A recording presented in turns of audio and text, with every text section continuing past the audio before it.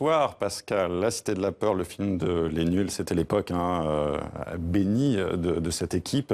Malheureusement, celui qui nous a fait tant rire a disparu. Et oui, Alain Berberian est décédé à l'âge de 63 ans. Il avait commencé sa carrière, vous vous en souvenez, à Canal+, où il a rencontré Les Nuls, ce trio d'humoristes complètement déjantés. Ensemble, ils passent de la télévision au cinéma avec le film dont vous avez vu un extrait, La Cité de la Peur, qui est ce film culte qui raconte une série de meurtres à Cannes. Alors après, dans les grands films qu'il faut retenir dans la carrière de Berberian, il y a Paparazzi en 98 avec Vincent Lindon et Patrick Timsit, et puis il y a Le Boulet en 2002, un succès phénoménal, 3 millions d'entrées avec Poulvord notamment.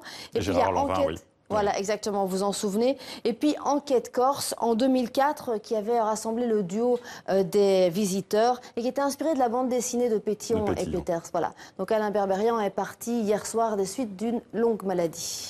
Et on continue, Pascal, avec une exposition photo consacrée au mariage forcé des petites filles. Alors, est-ce que vous savez que dans le monde, toutes les 2 secondes, une petite fille est mariée de force? Je ne le savais pas. Voilà, et donc c'est pour ça que c'est important ce genre d'exposition. Alors l'exposition a lieu dans un lieu unique, c'est le toit de la Grande Arche de la Défense, c'est tout nouveau, ça vient d'être inauguré, 1200 mètres carrés dédiés au photojournalisme, c'est unique en France et même je crois en Europe.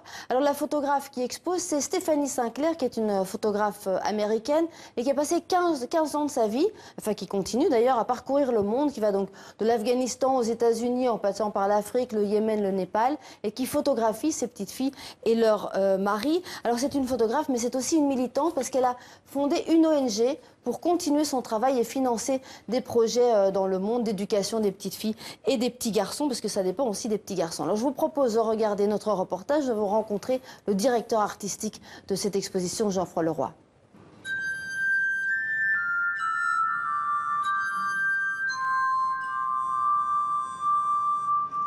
Cette gamine de 11 ans avec ce monsieur de 40 ans qui en paraît 70. Et la gamine, vous voyez dans son regard, elle a compris ce qui arrivait et elle est terrorisée. Je veux dire, pour moi, une image vous montre l'intégralité de la problématique.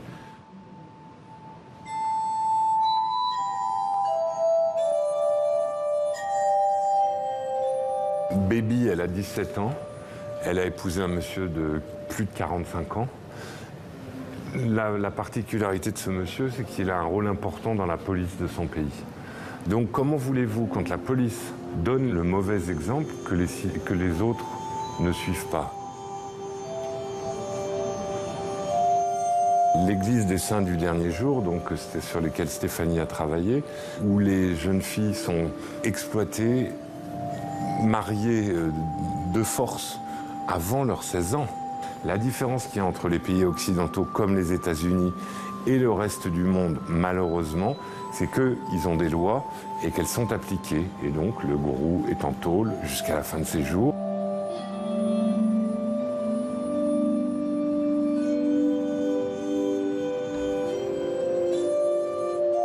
Rajni, elle a 5 ans, elle est réveillée en plein milieu de la nuit, son oncle la prend dans ses bras pour l'emmener à son mari. Elle a 5 ans. A priori, il n'y a pas de consommation de l'acte sexuel avant leur puberté.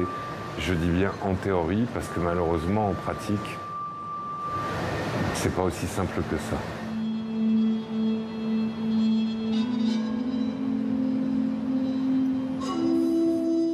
Voilà, donc une exposition importante à ne pas manquer jusqu'au 24 septembre à la Grande Arche de la Défense à Paris. Et puis alors, si vous êtes vraiment un fanatique des photos reporters, vous pouvez aller à Perpignan.